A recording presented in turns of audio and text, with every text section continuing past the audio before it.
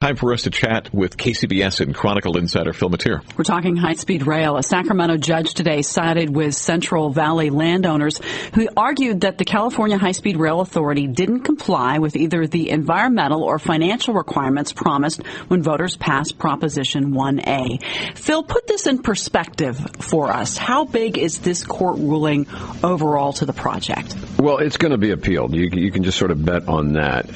But overall, it's a pretty big blow, because it's sort of tearing the covers off what the state had hoped to sort of keep under wraps, and that's the whole question of funding, where they're going to get the money for this massive high-speed rail project that would go from San Francisco down to Los Angeles through the Central Valley.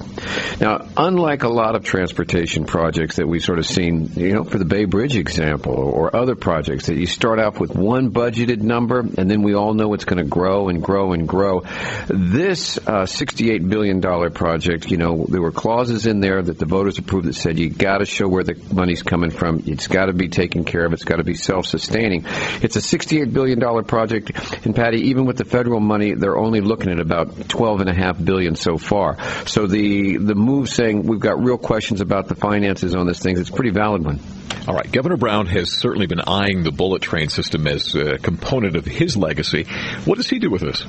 Well, like I said, the chances are he appeals it and he tries to get around it, said, we can get the funding going. But, Jeff, like I said, this one went in front of the voters, and it wasn't just the funding that they got written into this law. It was everything down to, the time, how long it was supposed to take, 2 hours and 40 minutes. That means trains of 220 miles an hour. We already had problems on our own peninsula side of it through Atherton, Palo Alto, between San Jose and San Francisco, where they were going to have to slow down the trains. That raised questions. Then there became a question about whether you were going to have a high-speed rail all the way or blend it in with local systems like Caltrain to keep the cost down. That's causing problems. Central Valley, farmers there aren't happy with it. They aren't happy with what it does to their land or to the neighborhood.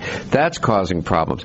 So the governor is really ambitious on this. He really wants this to happen. He also, I might add, wants to have a canal go under the Delta with those giant tunnels and pump water south. But there's a big gap sometimes between the dream and what the reality is once these projects start getting past the pencil push phase and actually start building, and you start seeing the costs and the other questions that are raised. Phil, we should note that in the ruling today, the judge did not stop the money flowing into the project yet. He said he's going to hold another hearing, I believe, next week.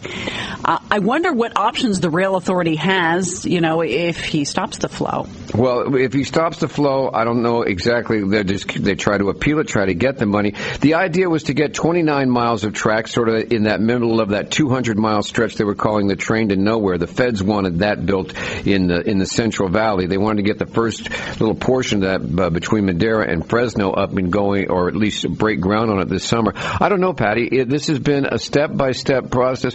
Jerry Brown, I remember at the State of State of Address once going, the little engine. Remember the story about the little engine that could? Yeah, and he was likening this to the little engine, the little I could, I can, I did.